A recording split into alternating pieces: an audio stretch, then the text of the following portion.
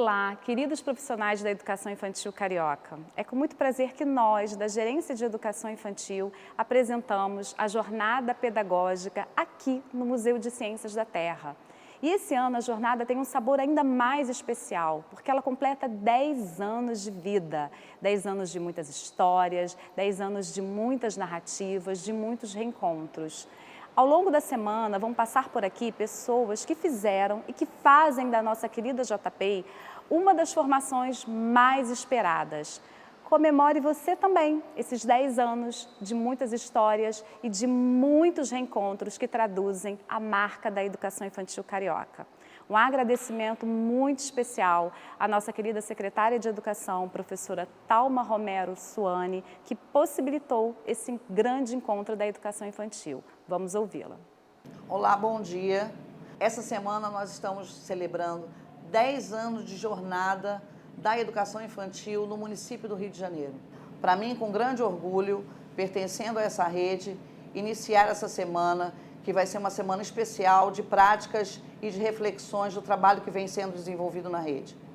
Conto com cada um de vocês dentro das suas unidades para que repense a prática da educação infantil, visto que é um grupamento de grande importância para a nossa formação carioca. A partir desse novo semestre, nós vamos estar discutindo novas práticas e avaliando o dia a dia das nossas escolas. Eu conto com vocês, espero que seja uma semana proveitosa e que vocês tenham muito a lucrar e a nossa rede também. Boa semana, bom trabalho e bom recesso. As crianças fora da escola estão vivendo as suas realidades, suas experiências. É um acordo social, é um acordo cultural, que as nossas crianças têm direitos e esses direitos devem ser respeitados e fomentados. Todos podemos ser, mais uma vez, sujeitos da inclusão. Se você quer que seu aluno preste mais atenção, faça ele ficar mais motivado. Quando a gente prepara a escola, a gente prepara imaginando um determinado uso. E a criança subverte esse uso. Eu particularmente acho que nós precisaríamos descobrir melhor o mundo imaginário das crianças. Se a gente estiver mais próximo da linguagem da criança, a gente consegue se permitir mais a brincar e permitir mais que a criança brinque livremente. Vygotsky dizia claramente que de 0 a 4 meses é onde se vai definir a infância da criança. A consciência é um processo infinito de busca de respostas. Educadores da primeira infância, não vão, por favor, hoje às suas casas, a deitar nas suas camas, a dormir, sem antes se olhar no espelho e dizer: eu tenho um valor incomparável. Eu acho que a imaginação, né, é um grande patrimônio que a gente tem, esse patrimônio subjetivo, que ninguém vai tirar. Chamar os pais para conversar também é um cuidado seu de formar esses pais para olhar para essa fase de desenvolvimento das crianças. A criança, então, é um sujeito que se forma na cultura. Desde pequenininho, são nas relações, ou é nas relações, que esse sujeito vai se constituir. Não é proporcionar apenas um espaço para que ela brinque, mas você também está vivendo esse prazer. Ela realmente se expõe, né, às brincadeiras porque ela sente que ela está ganhando alguma coisa. A criança também nos ensina, né, sobre como estar com ela nessa relação. É o amor que move vocês, que poucos profissionais lacrimejam o tempo todo, toda vez que vão falar do próprio trabalho. Você não sabe o quanto caminhei pra chegar até aqui. O direito à expressão, né, é um direito humano básico, mas que precisa ser atingido também na escola de educação infantil. A criança, quando brinca, ela fala com o outro, ela se coloca no lugar do outro, ela traz suas indagações também do mundo. Por que é diferente ser professor na educação infantil e ser professor na etapa seguinte, por exemplo, nos anos iniciais do ensino fundamental, já que lá também se atua com crianças? Eu penso que o que faz uma diferença na educação infantil é essa possibilidade da gente aprender junto com as crianças. Que criança é essa? Então, qual é o olhar dessa criança do século XXI? A linguagem é como se fosse a base fundamental da nossa Constituição enquanto seres humanos. Os agentes, os outros demais trabalhadores das creches e das pré-escolas também são educadores.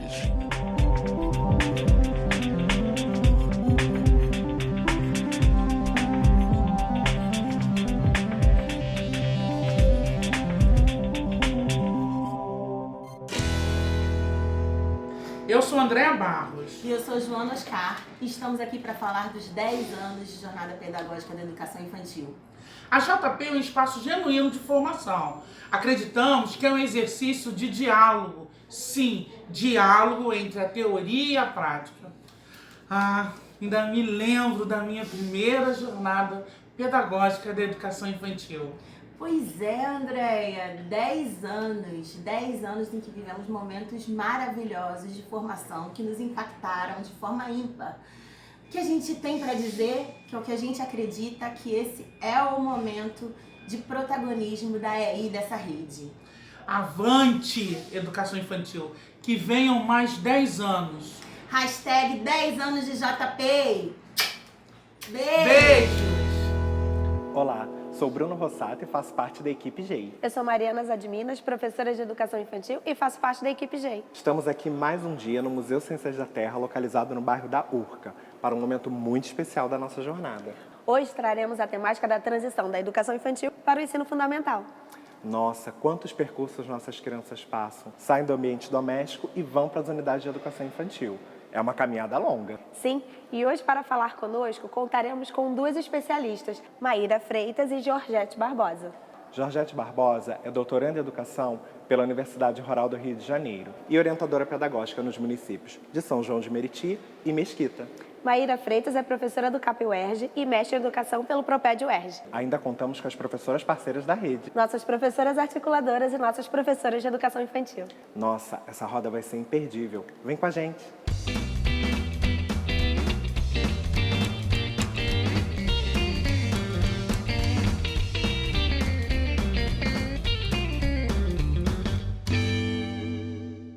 Bom dia a todas e a todos.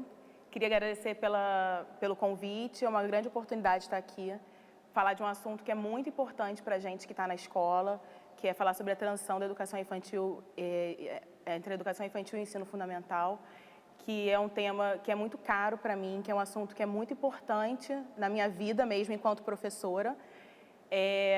Hoje é a primeira vez, né, que eu venho falar com um grupo de professores, assim, o grupo da secretaria, e eu queria agradecer muito porque esse lugar de fala mesmo hoje meu é como professora, mais do que estar aqui eu podia estar aí, né?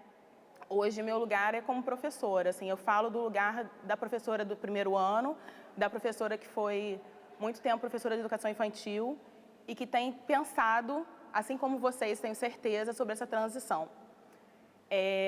A primeira coisa que eu e Georgette, a gente conversou um pouquinho sobre como que a gente iria falar, e a nossa ideia mesmo hoje é trazer uma conversa, muito mais do que uma palestra, muito mais do que trazer as nossas considerações, é trazer uma conversa entre a gente e vocês, né?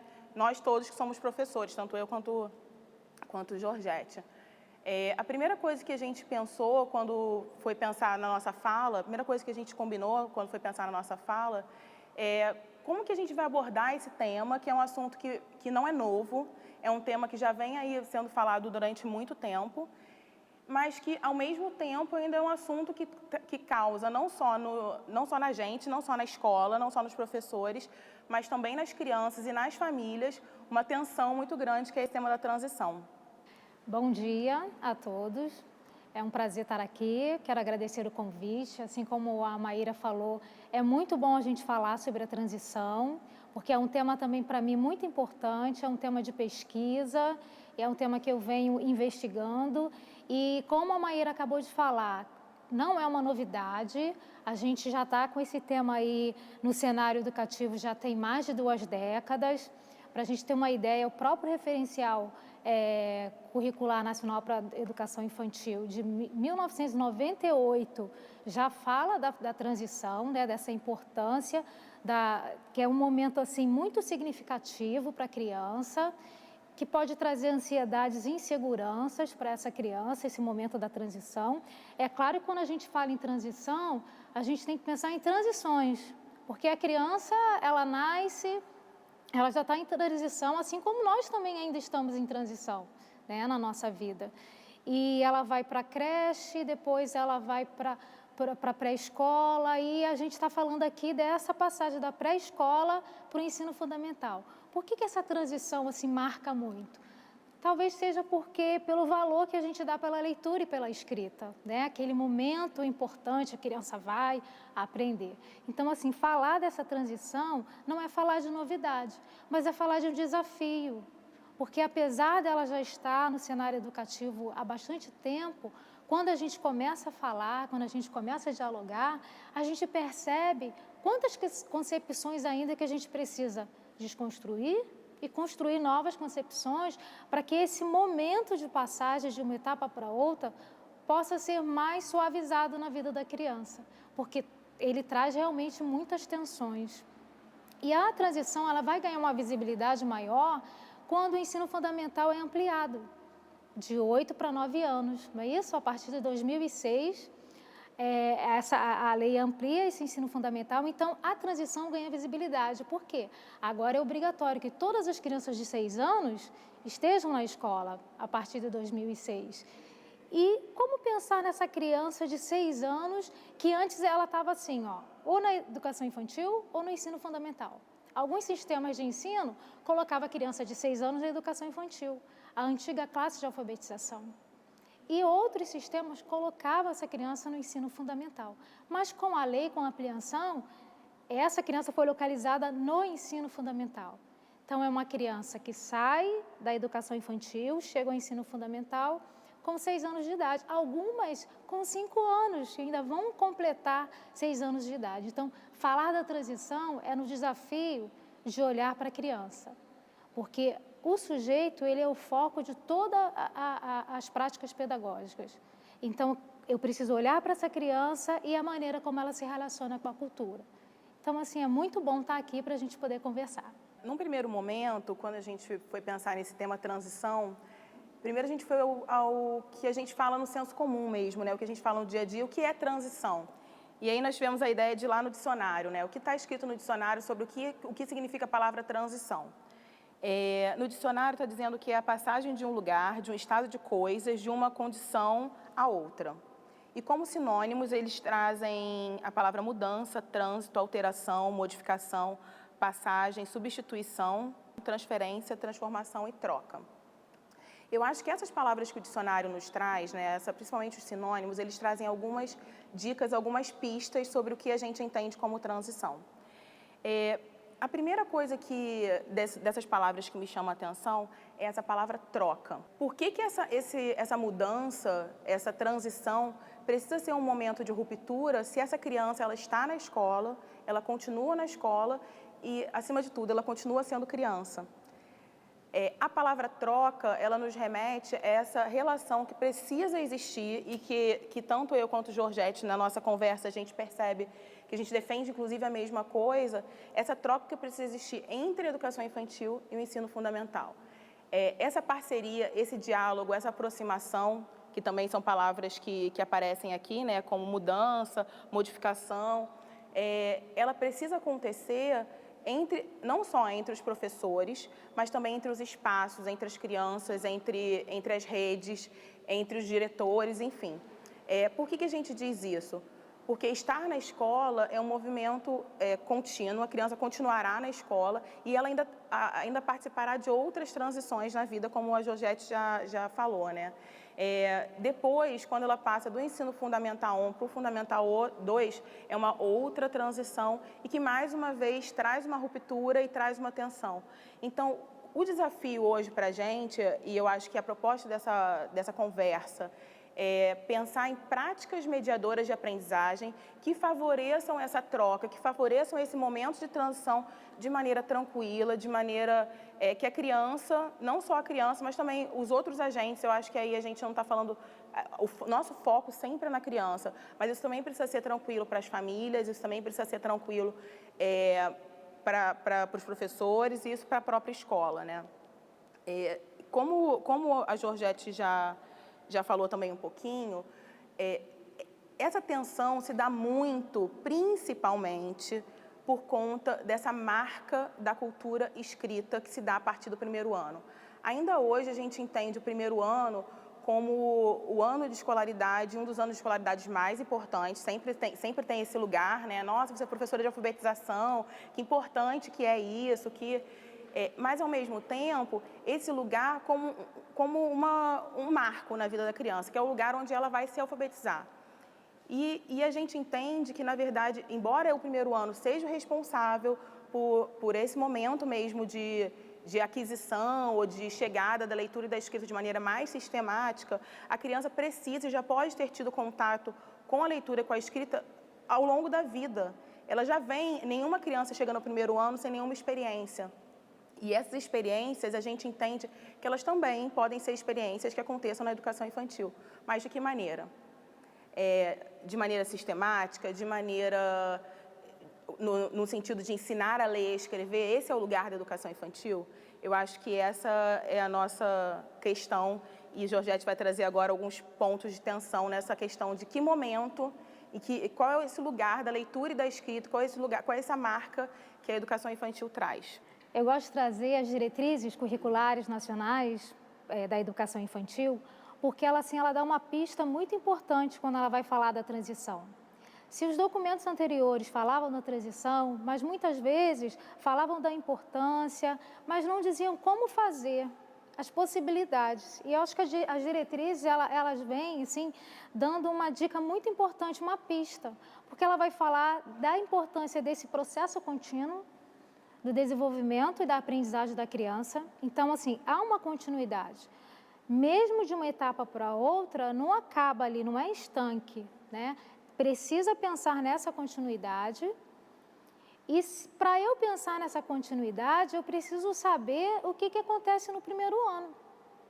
E o professor do primeiro ano precisa saber o que acontece na educação infantil. Porque se eu não sei o que acontece aqui, o que acontece ali, eu não dou continuidade. Eu paro e começo outra coisa, né? Então, esse documento vem trazer isso como muito importante para a gente, essa continuidade no processo de desenvolvimento e aprendizagem. E outra coisa que ele pontua, que eu acho que salvou as crianças da educação infantil, eu brinco assim com os professores, porque ele fala que é sem antecipar conteúdos do ensino fundamental. Isso está escrito para a gente, é muito importante, porque o tempo todo a gente vê esse anseio da família, dos professores, de querer preparar essa criança para os comportamentos do ensino fundamental, para as aptidões. Então, é fazer isso que a Maíra estava falando, mas sem sistematizar o que o ensino fundamental faz, sem preparar. E para a gente pensar nisso, aí eu trouxe aqui rapidamente, para a gente perceber, quando a gente olha para as práticas, para as nossas práticas, e vocês vão perceber, as práticas de vocês, muitas vezes, entrelaçadas a essas relações. O professor Peter Moyes, ele é da Universidade de Londres, ele pesquisa sobre as transições, as diversas transições. E quando chega na transição da educação infantil para o ensino fundamental, ele destacou 4 maneiras que essas 2 etapas se relacionam. E a maneira como elas se relacionam, na verdade, estão atreladas às nossas práticas. A primeira relação foi essa, de subordinação da educação infantil ao ensino fundamental. Como se a educação infantil fosse algo menor do que o ensino fundamental, né? Então, assim, quando é aquela fala, que o professor fala assim, aí eu vou perguntar se é o professor do primeiro ano ou se é o professor da educação infantil que tem essa fala. Essas crianças não sabem nada, elas só querem brincar. Quando esse professor do primeiro ano tem essa fala, ele coloca a educação infantil como algo menor. Elas não sabem nada, né? Elas só querem brincar. Então, se eu trato a educação infantil, que é do mesmo nível de ensino, porque ela é educação básica, ela só é uma etapa diferente. Ela não é uma etapa menor, ela não é uma etapa menos importante, ela é uma etapa diferente. Por quê?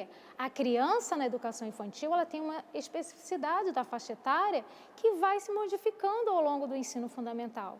Eu acho que uma outra coisa importante também nessa relação de subordinação, que a Georgette acabou de falar, que é muito interessante o seguinte: a educação infantil, ela não é inferior, ela não está subordinada e nem tão menos, nem tão pouco, ela é uma etapa preparatória. Eu acho que essa palavra, que é uma palavra muito comum que a gente ouve entre a gente mesmo, né? Eles estão se preparando para o ensino fundamental. E a gente, às vezes, traz isso até no nosso discurso com as próprias crianças. É muito comum, quando a gente está ali no momento de desespero com a turma, que todos nós sabemos, professores, naquele momento que as crianças estão super agitadas, que a gente não sabe direito o que fazer, fala, vocês vão ver só, ano que vem acabou isso. Então, a gente traz, inclusive, no nosso discurso, na nossa fala, nas nossas conversas entre os nossos pares, lá na sala dos professores, lá no grupinho de amigos, essas falas que, muitas vezes, a gente mesmo coloca a educação infantil como uma etapa que está subordinada ao ensino fundamental ou uma etapa preparatória. Essas falas, né, desses professores, eu trago até na minha pesquisa de mestrado, e o título é Agora Acabou a Brincadeira? Porque isso ficou muito forte, né? A família fala, os professores falam isso para as crianças. Vai ver, no primeiro ano, a professora não é boazinha assim, não. Né? Lá no primeiro ano, vocês não vão brincar, lá não tem brincadeira. E quando essa criança, às vezes, chega no primeiro ano, o professor fala, aqui não tem brincadeira. Então, assim, a criança vai construindo o monstro, o fantasma do primeiro ano. E isso pode trazer insegurança, isso pode trazer inquietação para essa criança. A segunda maneira do ensino fundamental se relacionar com a educação infantil, e aí nós estamos trazendo as imagens do artista Ivan Cruz, né, para valorizar a nossa arte. Ele é de Cabo Frio e ele retrata as brincadeiras, para a gente poder fazer esse diálogo. A segunda maneira é quando essas duas etapas, elas se opõem. São as polarizações das práticas. Aquilo que tem na educação infantil não pode ter no ensino fundamental. O que é próprio do ensino fundamental não pode ser na educação infantil. Então, assim, a gente trabalha como se uma etapa a brincadeira fosse autorizada e na outra etapa é de conteúdos. E que não pode ter conteúdo na educação infantil e não pode ter brincadeira no ensino fundamental. Então, essas práticas se polarizam. E isso só traz desencontro para as crianças, nas práticas, que elas vão trabalhar, tanto de uma etapa ou outra. Vai ter continuidade? Dificilmente não tem continuidade.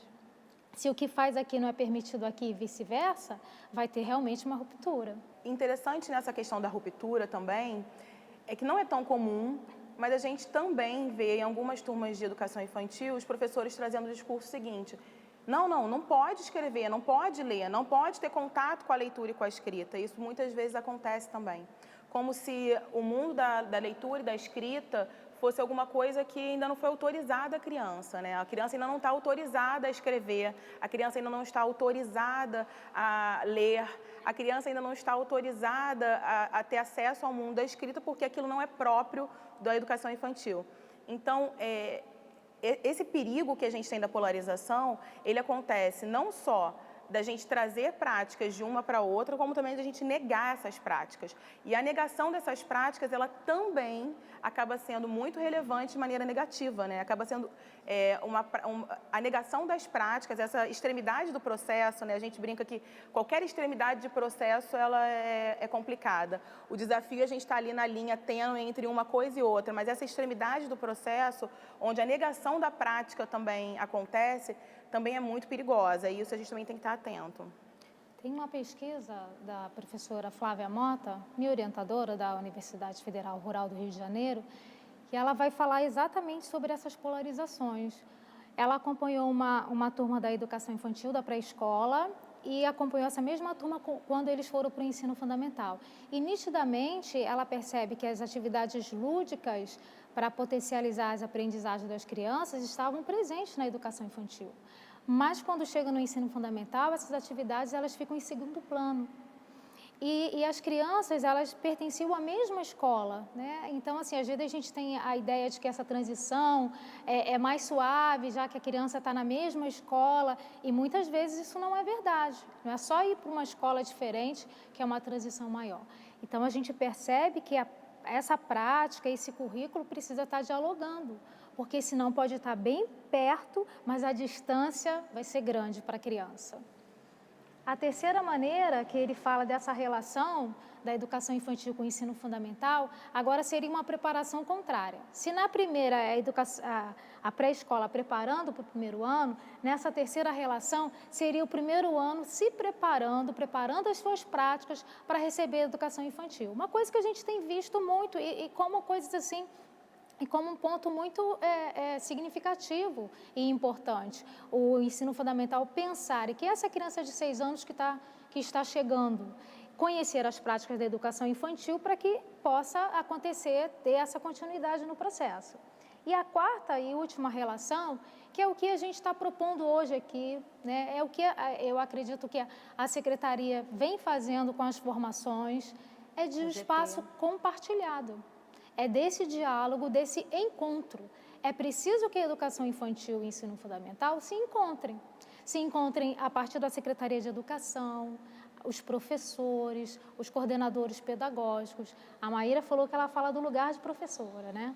Eu falo do lugar de orientador pedagógico, de coordenador pedagógico. No município onde eu sou orientadora pedagógica, a gente usa essa nomenclatura. Aqui é coordenador, né? Professor coordenador aqui no Rio.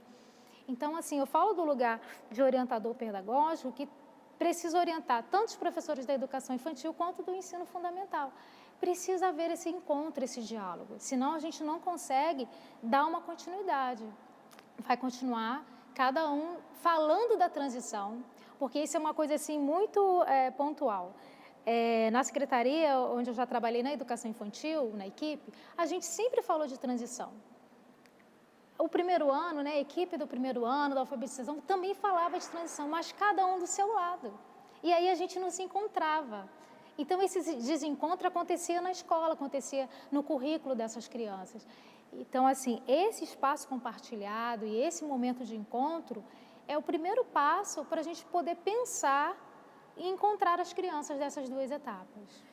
Eu acho que a jornada, né, e essa oportunidade que a gente está tendo aqui hoje, ela é só um pontinho mesmo no meio desse oceano.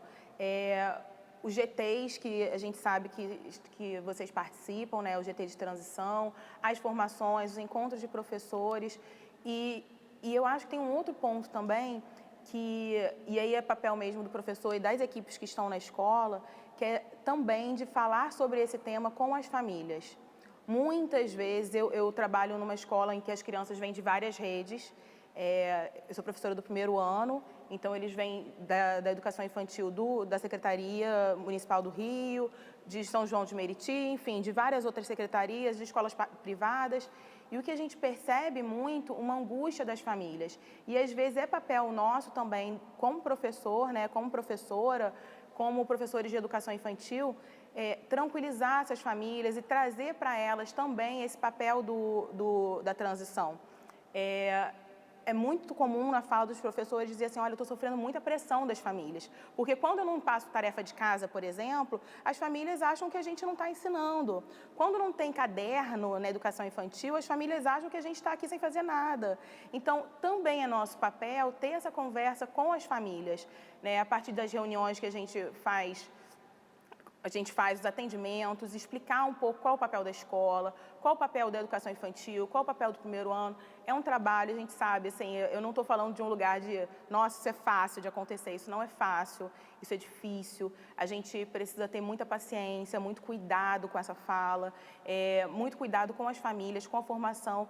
E mais do que isso, o que eu percebo hoje na minha prática é que quando as famílias acreditam na escola, acreditam na gente, acreditam no projeto pedagógico, acreditam no nosso trabalho, quando a gente faz isso com eles de maneira tranquila, de maneira cuidadosa, eles viram aliados. Então, essa coisa da tarefa de casa, o que eu percebo é assim, aqueles pais que já tiveram alunos na escola um tempo atrás, já foram meus alunos, eles defendendo a gente, falam, não precisa, pode ficar tranquilo, a gente tem outras coisas aqui, funciona de outra maneira, eles vão ter as rodas literárias, as rodas de ciências, as rodas de notícias, isso também é como se fosse uma tarefa de casa, eles têm outras coisas para fazer. Então, os pais viram nossos aliados nessa difícil conversa, que pode ser bem mais tranquila, é isso que a gente está propondo, da transição. Então, invistam também uma dica, né? Não sei se existe bem dica, mas uma coisa que eu percebo que tem dado certo é o investimento também nessas conversas com as famílias.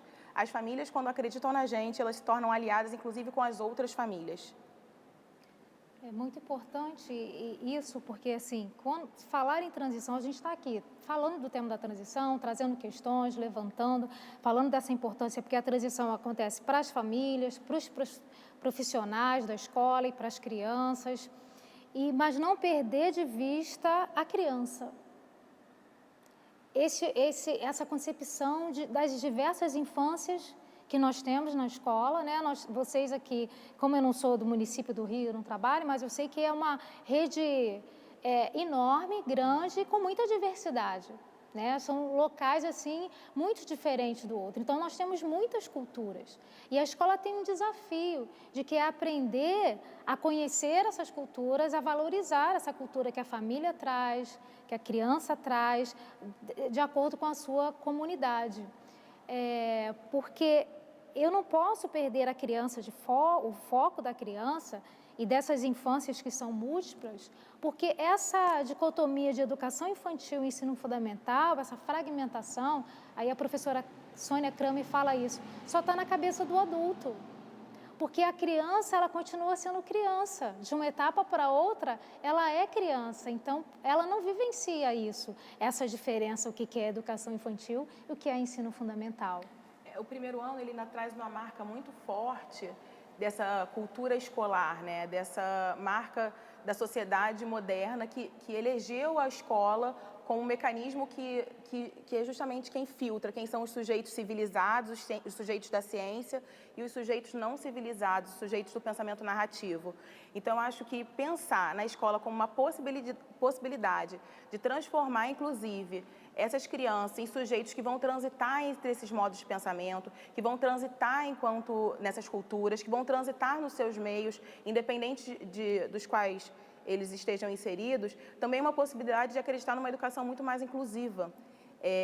Negar também isso à criança, né? Negar, falar, olha, esses sujeitos não têm essa marca da cultura escrita, esses sujeitos não são sujeitos cartesianos, né? Não são sujeitos que pensam ali da maneira como a escola está acostumada, e negar esse acesso a essas crianças também é negar uma possibilidade de acesso a essas outras culturas, que é o que a Georgette falou. Então,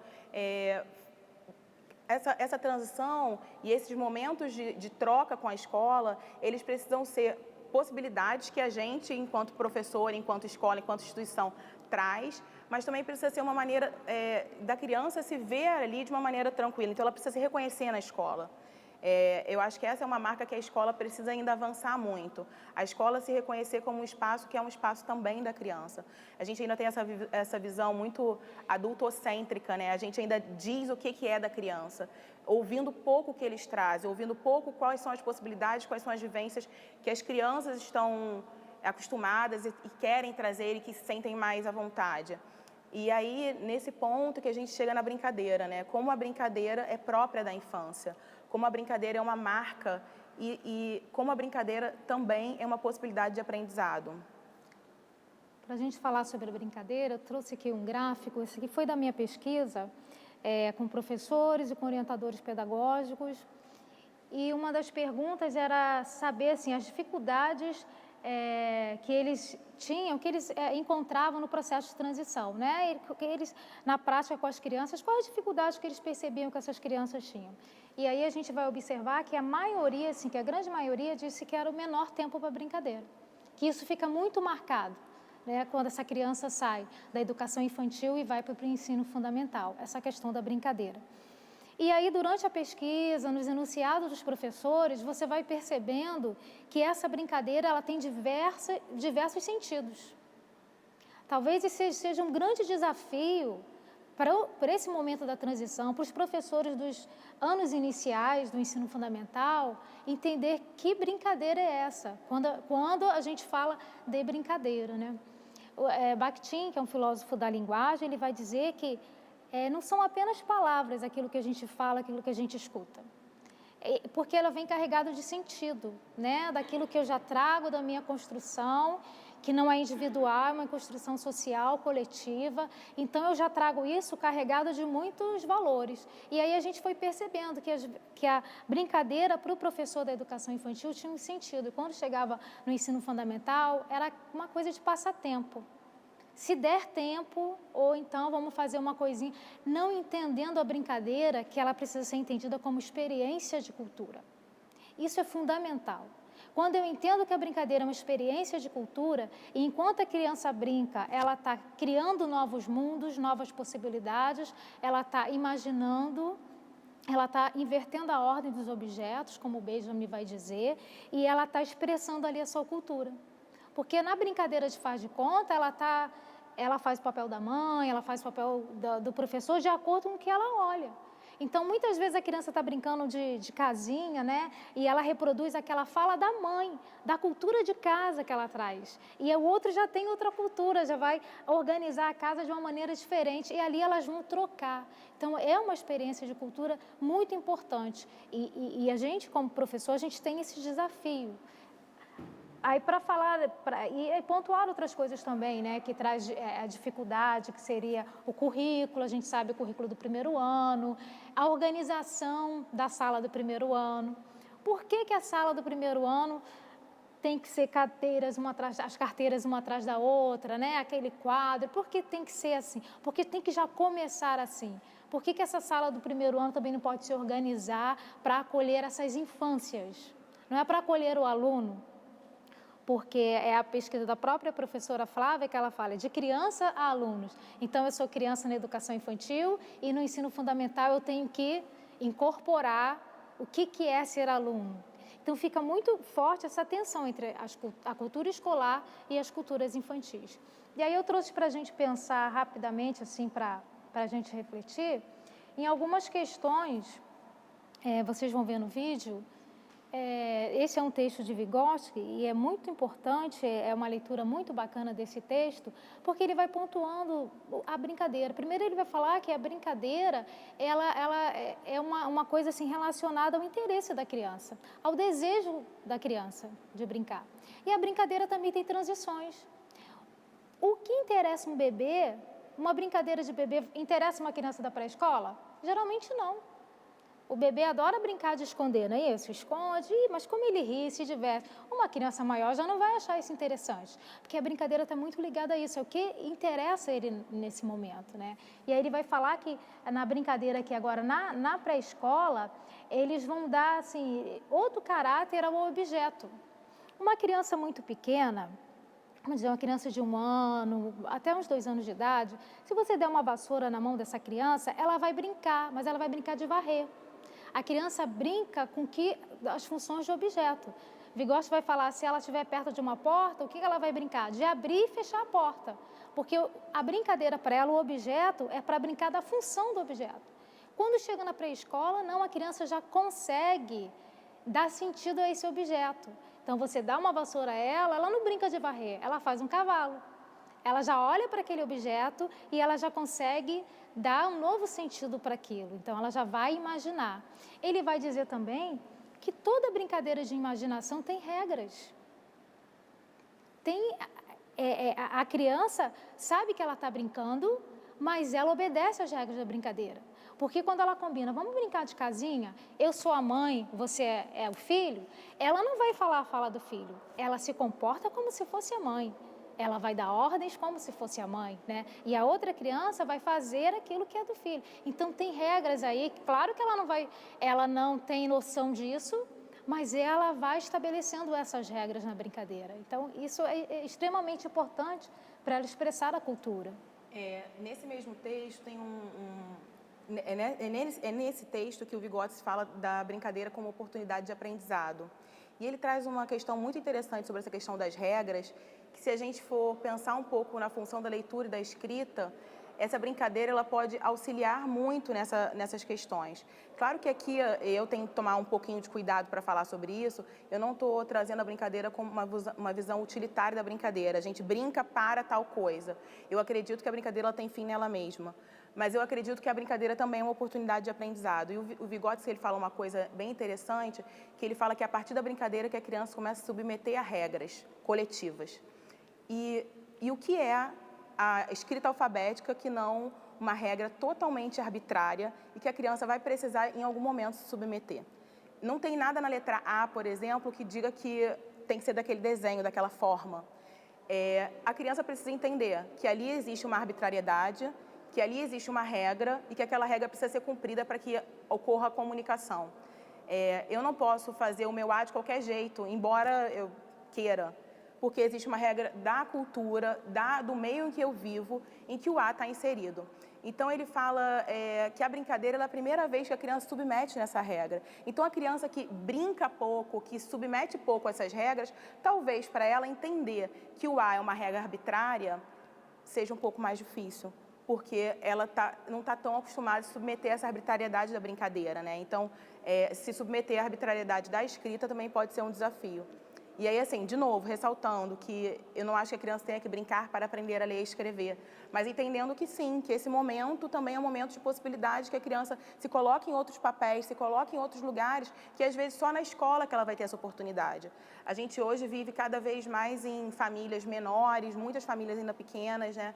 E que as crianças têm pouco contato com outras crianças. E a gente vê como que é desafiador para a gente que trabalha com educação infantil, com o primeiro ano, essas crianças viverem em grupo, viverem com aquelas regras coletivas. Todos nós aqui, em algum momento, lá no primeiro ano, na educação infantil, a gente faz as regras do grupo, os combinados da turma, porque a gente sabe que as crianças precisam estabelecer esses combinados lá no seu pequeno grupo da sua turma.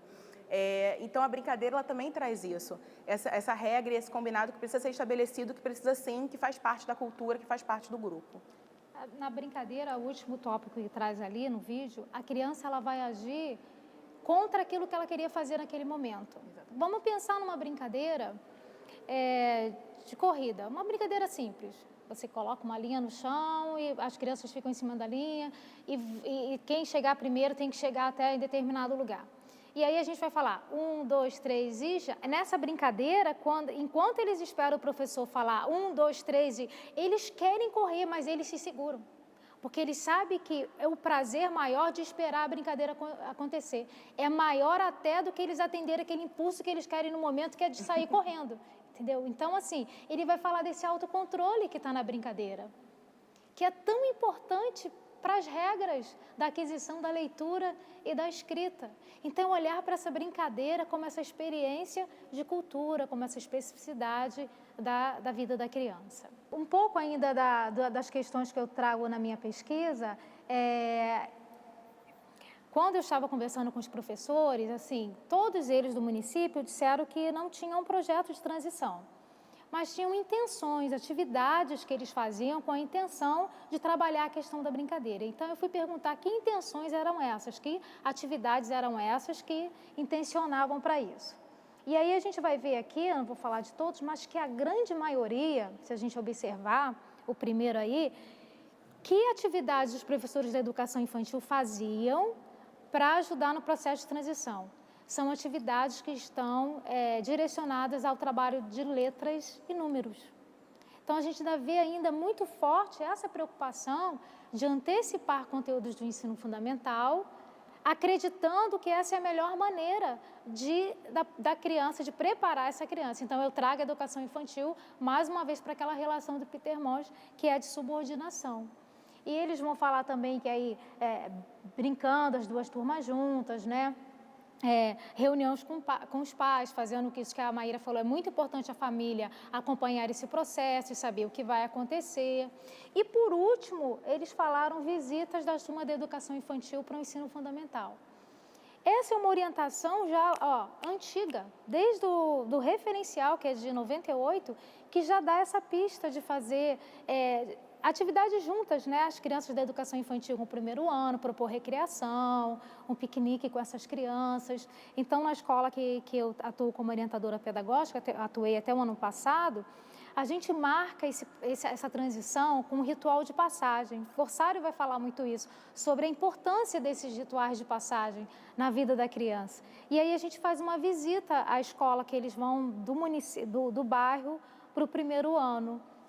A gente passa um dia juntos, as crianças da educação infantil com as crianças do primeiro ano. Então, a gente faz duplas e elas levam para conhecer como é a escola. E nessa escola tem uma quadra grande, as crianças ficam encantadas com a quadra, porque elas vão perder o parquinho. Na nossa escola tem parquinho, mas não tem quadra. Mas nessa escola tem quadra, mas não tem parquinho. E isso vai mostrando à criança o quê? Que vai ter perdas, sim. Nós perdemos coisas nas etapas, mas nós adquirimos outras. Vem coisa nova, vem coisa diferente, vem coisa que eu ainda nunca vivi, nunca experimentei. Então, isso vai dando um equilíbrio para a criança, saber que mesmo que ali não tenha o parquinho, mas tem a quadra. E o que a gente vai fazer nessa quadra? Então, elas falam milhões de coisas. Porque conversar com as crianças, também uma proposta daqui, de uma intencionalidade, é muito importante. Você deixar as crianças levantar as hipóteses. O que vocês acham que tem no primeiro ano? Como é que deve ser lá no primeiro ano? E deixa eles falarem, né? O que você gostaria o que você gosta aqui da nossa escola, que você gostaria que tivesse lá no primeiro ano? Porque essas coisas também precisam ficar, eu acho que a gente precisa fortalecer tanto a educação infantil quanto o ensino fundamental. Porque existem coisas que só é específico da educação infantil e coisas específicas do ensino fundamental. Mas existem coisas que podem ser trocadas. Existem coisas que a gente pode aproveitar de uma etapa para outra, né? Então, a nossa proposta agora é a gente testar um pouco essa nossa leitura e essa nossa escrita. A gente trouxe aqui algumas imagens, algumas brincadeiras. Não dá mais dica. Não vou dar dica, não vou dar dica. E a gente queria que vocês participassem também. Vocês têm um papelzinho que está aí ao lado e uma caneta. Então, nós vamos copiar essa palavra. Vocês têm 20 segundos. Quem conseguiu copiar umas 2 palavras? 2 letras? A outra copiou do jeito dela, né? Fiz do meu jeito, fala. Vocês sabem o que está escrito? Não tem ideia do que está escrito aí. Não sabe fazer essas letras, não é verdade? A gente não tem costume desse desenho de letras. Então, para eu copiar isso daí, qual é o movimento que eu tenho que fazer várias vezes? Cara, crachá, cara, crachá, cara, crachá. Tenta fazer isso umas 10 vezes e para ver o que você está sentindo. O que a gente sente? Tonteira. Tonteira. Quem vai? Dor também. Dor. Eu acho que é incômodo, né? Esse movimento repetitivo, que cansa. E o que as crianças sentem quando uma criança do primeiro ano chega na sala e o quadro já está, às vezes, preparado, né, com as atividades, e ela tem que copiar se ela não sabe ler. Se ela não ainda domina esse código da leitura e da escrita, ela copia algumas palavras, quantas vezes ela vai ter que fazer esse movimento? Então, uma reflexão para a gente pensar quão complexa é a cópia para a criança. Tanto assim na questão cognitiva e na questão física, biológica, porque causa desconforto. E você acha que essa criança vai querer se concentrar nessa atividade que não tem significado para ela, porque ela não sabe que leitura que ela está fazendo, aquilo ali? Qualquer mosquinha que passar do lado dela vai ser mais interessante para ela poder acompanhar, a borracha que caiu no chão para ela ficar ali, ela vai pedir para ir ao banheiro. E quando a borracha cai, você perde totalmente o foco de onde você estava. Ela tem que olhar qual era o risquinho que ela fez para saber qual o risquinho que ela vai continuar, porque ela não sabe qual é aquela letra. Então, isso é para a gente refletir na questão do exercício da cópia. E aí vem a frase que muitas crianças falam para a gente, né? Tá doendo a minha cabeça, tá doendo o meu corpo, posso ficar um pouco em pé, posso ir lá fora. E às vezes a gente fala, não, espera, termina de copiar e depois vai ao banheiro. E às vezes esse corpo está ali totalmente dolorido, está um corpo que está incomodado e a gente está insistindo naquela atividade que é muitas vezes dolorida mesmo para a criança, né? Aqui está escrito transição em tailandês. A próxima proposta, vou pedir para vocês virarem a folha. Aí vocês vão dividir assim em 2 partes, né? Vocês vão ter 10 segundos para copiar cada lado. qual das duas partes para vocês foi mais tranquila de fazer? O que tinha as linhas curvas ou o que tinha as linhas retas?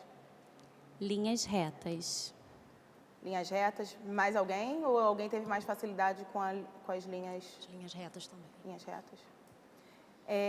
Essas imagens a gente trouxe também um pouquinho para provocar sobre o uso da letra cursiva e o uso da letra caixa alta, letra script, enfim. Ainda é uma prática escolar o uso da letra cursiva, às vezes, na educação infantil. E a gente queria refletir um pouquinho com vocês, assim, qual é o lugar da letra cursiva? A letra cursiva é uma letra que está aí no mundo, é uma letra que a gente usa o tempo inteiro? Não? A letra cursiva ela é uma letra que a gente usa basicamente na escola ou naquela marca de refrigerante famosa, né? Em outros lugares, geralmente, na revista, no jornal, outdoor, nas embalagens, a gente usa a letra caixa alta, né? A letra script. E por que a gente ainda continua, para vocês, a mais visual, a mais fácil de fazer foram as linhas retas, é a letra do mundo, né? A letra bastão é a letra que está no mundo, e por que a gente ainda continua usando a letra cursiva para alfabetizar nossas crianças?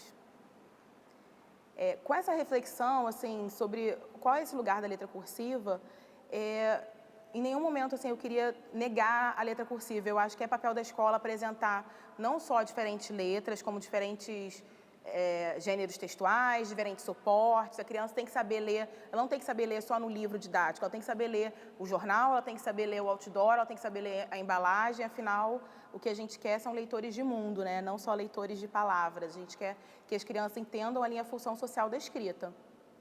Mas qual seria a vantagem da gente apresentar a letra cursiva? Alguém tem uma vantagem? Porque deve ter alguma vantagem para ela estar até hoje aí.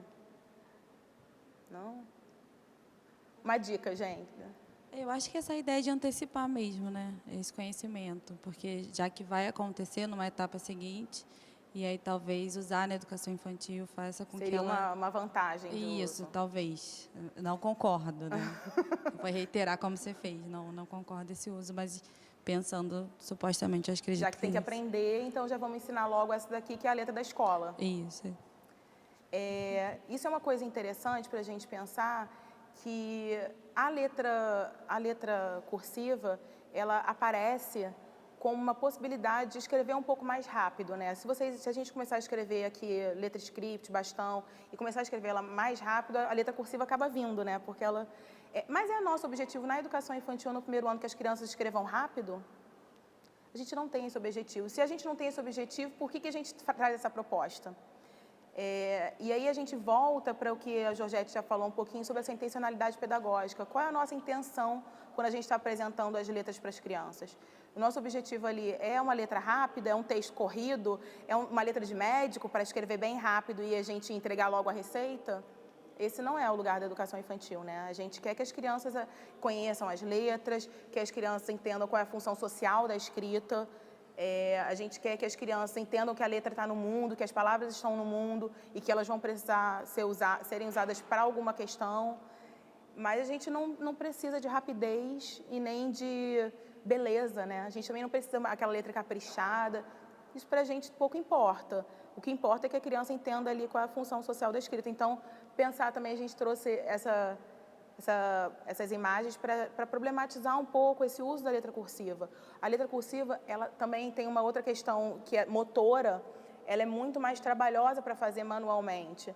Então, também a gente ouve muitas crianças falando assim, minha mão está doendo, meu dedo está doendo. Eu tenho crianças até que pedem gelo, agora eles descobriram o gelo lá na escola, então eles toda hora pedem, posso botar um gelinho na mão? Porque tem essa coisa da mão que dói. E muitas crianças já trazem, eu que sou professora do primeiro ano e que na escola que eu trabalho não tem educação infantil, eles vêm dos mais variados locais, eles já vêm com essa letra cursiva. E aí a gente coloca, inclusive, a letra cursiva como uma hierarquia. Quando os pais chegam para as professoras e falam, né, meu filho já escreve letra cursiva, como se a outra letra fosse uma letra inferior. As crianças que não sabem ler ainda, que estão aprendendo, elas usam a caixa alta, elas usam a bastão, elas usam a script, enfim, mas as crianças que estão alfabetizadas, elas já usam a letra cursiva. Então, além de tudo, a gente coloca essas duas letras como numa forma de hierarquia. As crianças que já sabem, as que estão plenamente alfabetizadas, elas só estão plenamente alfabetizadas quando elas já dão conta da letra cursiva. Então, acho que essa é uma outra questão que a gente precisa pensar em qual o lugar da letra cursiva na educação infantil. Eu acho que a gente já levantou muitas questões, a gente já discutiu muitos pontos importantes para essa transição e eu gostaria agora de ouvi-los, né? Vamos ouvi-los queremos ouvir. Saber quais são as questões que vocês também trazem do chão da escola, da prática de vocês, para a gente continuar esse diálogo. Ver se a gente pode ajudar, né? A pensar junto. Considerando que nós temos crianças nas duas etapas da educação básica, tanto na educação infantil quanto nos primeiros anos do ensino fundamental, nessa travessia, que relações podem ser estabelecidas entre educação, ensino e infâncias? Acredito que quando você traz essa pergunta, você está pensando no termo educação, na relação da educação com o ensino e a criança, não é isso? Quando a gente fala da educação infantil e o ensino fundamental, que aí tem uma diferença, a educação, é claro que todos fazem parte da educação básica, né? A educação com uma dimensão maior, e aí o ensino já existem coisas sistematizadas, mas aí depende de uma concepção. Alguns autores vão trazer essa questão, essa diferença de relação, e outros vão dizer, porque assim, se a gente pensar, não tem ensino na educação infantil, o ensino só está no ensino fundamental, essa concepção, a educação perpassa sempre, tudo, né? Mas assim, eu acho que é perigoso a gente fazer um pouco essa divisão, porque acaba assim, a gente polarizando, a gente vai polarizar um pouquinho, né? Então assim, só sistematiza, sim, sistematiza no ensino fundamental, mas um exemplo, quando a criança no ensino fundamental, ela começa a fazer uma lista, né? Elas trabalham com lista de brincadeiras, as listas das frutas, dos brinquedos prediletos. Ali ela vai escrever a lista. Mas na educação infantil, ela pode também trabalhar a lista e o professor vai escrever. E ela vai fazer uma lista desenhada. A concepção de lista, ela vai aprender o que é uma lista, como é que construir uma lista. Ela vai olhar nas práticas de leitura do dia a dia e ela vai identificar ali uma lista, uma receita, mesmo ainda não dominando a questão de escrever todas as palavras. Então, assim, a educação infantil, ela vai dando esses repertórios que são importantíssimos para o primeiro ano. Lá a criança começa a escrever as frases, daqui a pouco, nos anos iniciais, ela está construindo as suas histórias, mas na educação infantil, ela já construiu as histórias coletivas. Com os objetos, o professor já desafiou essa criança a começar uma história e elas juntas construírem, ele escreveu essa história no quadro. Então, essa criança sabe como começa, como termina uma história. Quando ela chega lá no ensino fundamental, criar uma história já não é dificuldade para ela, porque ela já tem esse repertório. O que ela vai ter a aprender de novo agora é dominar o código de escrever. Onde vai começar, né, da direita para a esquerda. De temporalidade ela já mas tem, ela já tem tudo isso. Então, assim, é uma dimensão também de ensino, mas não desse ensino como esse ensino massacrante, né, para essa criança da educação infantil. Quais reflexões vocês consideram essenciais para que, na prática, né, dos professores de educação infantil, as transições sejam práticas cotidianas? Uma questão fundamental é isso que a gente está propondo aqui, o diálogo, né, entre as duas práticas e o diálogo entre o currículo. Não adianta esse currículo ser muito distante. Esse currículo também tem que se aproximar. Então, esse diálogo curricular, ele é importantíssimo. Nós temos uma pesquisa que é da UERJ, de uma dissertação de mestrado, que a professora Rosalva Drummond, ela pesquisou essas relações curriculares na transição. Então, ela propõe um currículo, a construção de um currículo híbrido, que possa trazer práticas daqui, que possa se aproximar, para que realmente haja essa continuidade. Porque se eu não pensar nessa prática, nessas atividades, eu continuo dando uma lacuna muito grande para essa criança passar, né, de uma etapa para outra. Então, talvez aproximar esses currículos seria uma atividade interessante. Uma das questões desse momento, eu acredito que seria a prontidão. O que é a criança estar pronta para esse novo momento, né, dessa transição, dessa passagem da educação infantil para o ensino fundamental? E qual seria assim, o papel fundamental da educação infantil nesse processo? Vou citar Manuel de Barros. Na minha opinião, e na opinião de Manuel de Barros, concordando com ele, eu acho que a maior riqueza do homem é a sua incompletude. Então, eu não acredito na prontidão nunca. Eu fico até um pouco agoniada quando a gente ouve essas palavras, né? Então, essa turma está ótima, está pronta para a educação, está pronta para o fundamental. Esse aluno está excelente, está pronto. E eu penso, pronto para quem? Pronto para quê? E a gente acaba reduzindo, na verdade, quando a gente fala está pronto, no geral, quando as professoras falam isso, elas querem dizer em relação à leitura e à escrita, né? E aí, em relação à leitura e à escrita, eu acho que a função da educação infantil maior é despertar na criança o interesse por esse momento da leitura e da escrita e que eles entendam a função social da leitura e da escrita. Então, assim, se existe um estar pronto, eu não acredito, mas se existe alguma coisa que a educação infantil pode fazer pelo ensino fundamental, pode fazer para as crianças, eu acho que aí, enquanto papel da escola, é despertar para esse olhar da leitura e da escrita com interesse, com uma função de mundo, né? Que as crianças entendam para que serve a escrita, para que serve a leitura. Eu queria perguntar para vocês o que a gente, como professor, pode fazer para facilitar essa passagem das crianças, nessa transição para o ensino fundamental e como o simbólico tem importância também nesse período? Eu acho que a primeira coisa que a gente tem que pensar nesse sentido é que o jogo simbólico ele faz parte da vida da criança o tempo inteiro. Então, não é grande desafio para o professor de educação infantil inserir o simbólico na vida da criança, porque ele já está ali. A criança se relaciona com o mundo desde as suas frustrações, suas alegrias, suas angústias, através do jogo simbólico, né? Eu acredito nisso. Então, acho que nesse trabalho que a educação infantil faz para essa transição, eu acho que o jogo simbólico ele pode estar em todas as práticas, desde o momento que a criança está fazendo uma brincadeira com um colega, fazendo uma lista, fazendo um bilhete para uma outra turma, fazendo uma atividade com um grupo num espaço externo, brincando de casinha, brincando de mãe e filho. Então, acho que esse simbólico ele pode estar inserido o tempo inteiro nas práticas de educação infantil e eu acho que no geral, ele está inserido.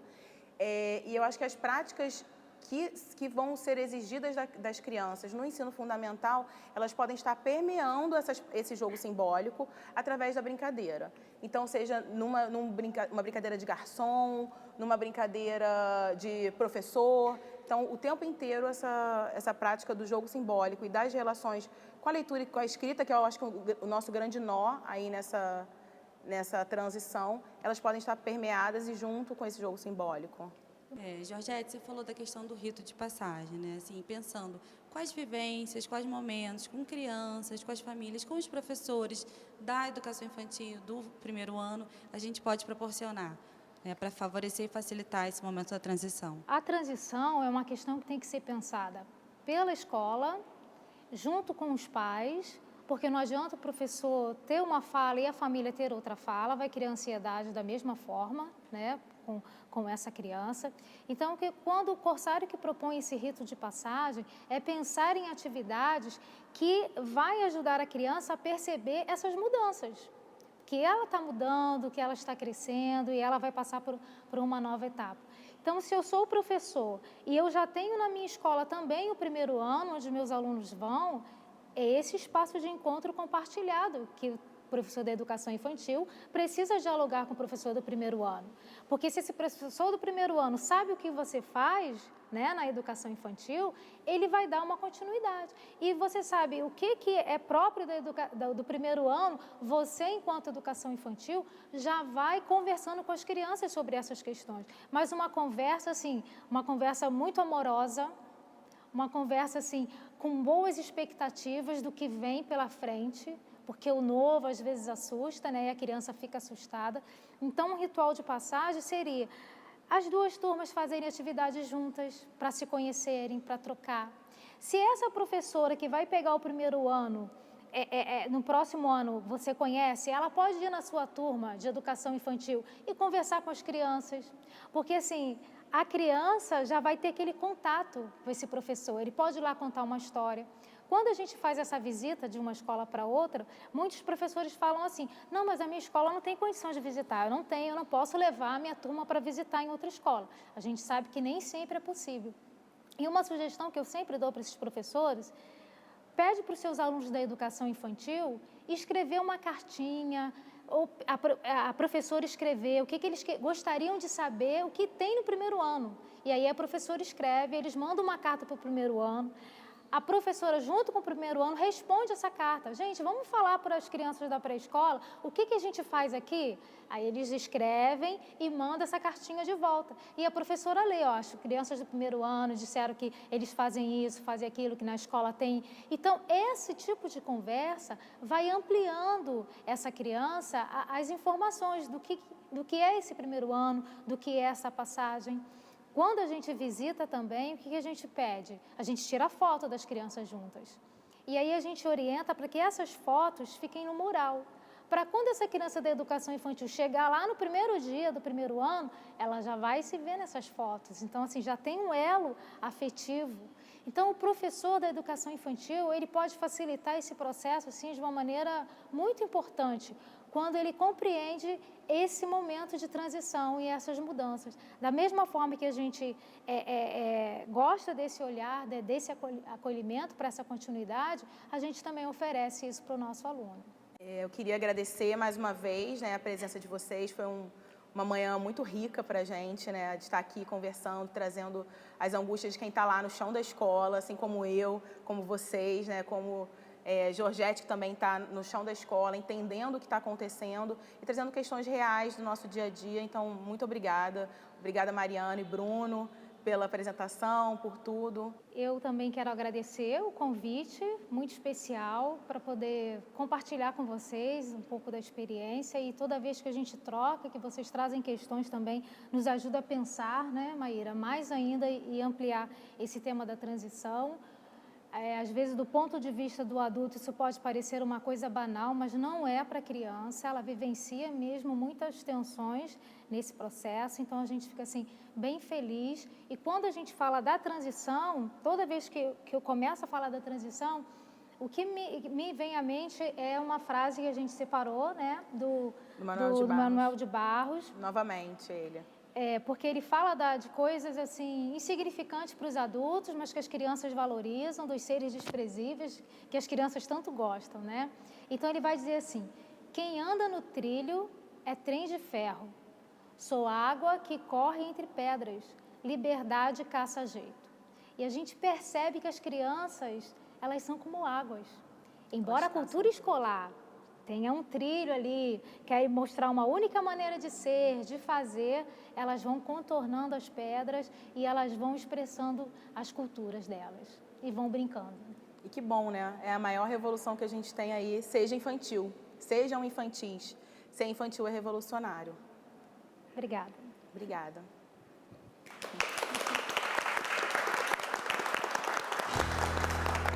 Estamos em um outro espaço do Museu de Ciências da Terra, dentro da exposição No Tempo dos Dinossauros, para realizarmos a nossa vivência.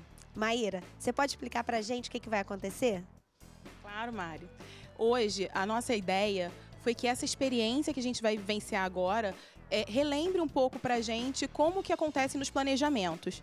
Então, a gente pediu para que cada professor que participou da nossa roda, da nossa conversa anterior, que escrevesse uma frase que é peculiar da educação infantil e uma frase que é peculiar do ensino fundamental.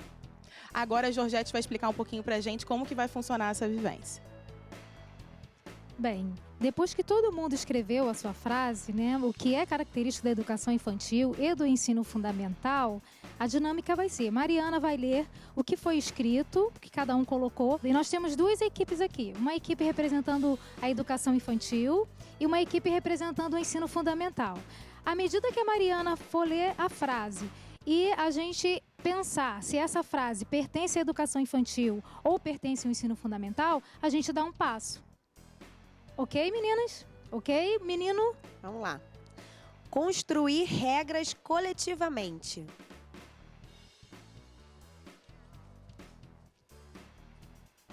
Vivenciar o trabalho diversificado. Favorecer a autoria das crianças. Contar histórias. Ensinar a ler e a escrever. Trazer aprendizagens significativas. Potencializar as experiências culturais das crianças. Provocar a paixão de conhecer. Nossa, tá todo mundo tão pertinho. Muito bacana a gente entender que todas essas práticas que foram colocadas, todas essas concepções, tanto da educação infantil e do ensino fundamental, à medida que a Mariana foi falando e vocês foram se aproximando, a gente percebe que elas cabem e elas compõem os dois segmentos. E o mais importante é a gente entender que essas práticas são para crianças que vivem em suas infâncias, tanto na educação infantil quanto no ensino fundamental. Essa imagem aqui em cima dessa ponte nos faz lembrar da travessia, né, dessa passagem que a gente vem discutindo, que a gente vem debatendo. E ela também me remete a uma frase de Guimarães Rosa, que ele vai dizer assim, que o real não está na saída nem na chegada. O real se encontra para a gente é no meio da travessia. E é isso que as nossas crianças estão fazendo. Então vamos atravessar?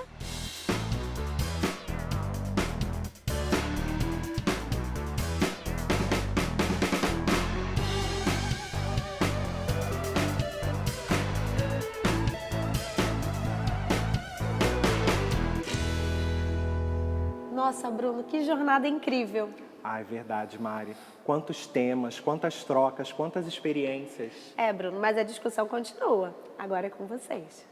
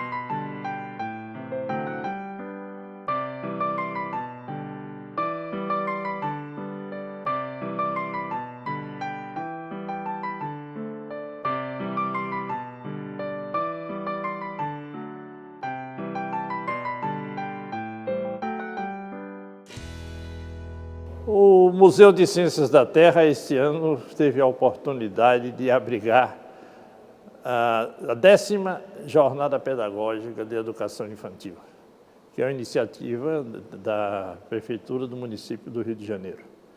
E nós nos juntamos a essa jornada de uma forma muito prazerosa e esperamos que tenhamos continuidade com esse empreendimento, porque nós damos aqui dentro desse museu uma importância. Ele tem um viés de conservação e de descrição do material, mas ele tem um viés de educação, de divulgação do conhecimento. E a educação infantil a gente considera de uma forma muito para que ela se espalhe e aumente a sua atividade. Entendemos que o professor universitário forma, né? Ele tem mérito, ele ensina e forma. O professor do fundamental e do médio, ele, além de ensinar, ele procura educar para a vida. Enquanto que a educação infantil, além de ensinar e de educar, ele cuida. E cuidar significa amor. Chegamos ao fim de mais uma jornada pedagógica da educação infantil. Nós, da Gerência de Educação Infantil, gostaríamos de agradecer a cada criança, a cada família, a cada profissional que esteve conosco ao longo desses dias de muita formação, estudos e debate. E o que fica para a gente desses dias todos é... Gratidão!